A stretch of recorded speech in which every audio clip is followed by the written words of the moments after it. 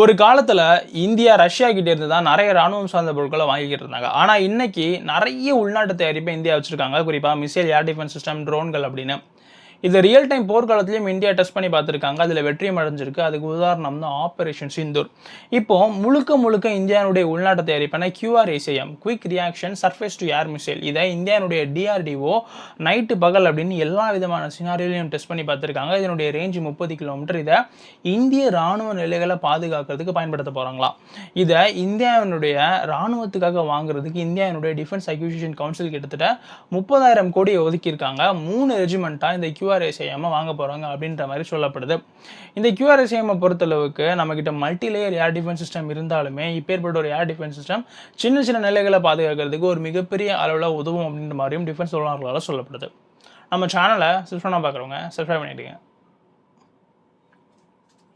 ஓஹோ, அப்படியா? ஆமாடே.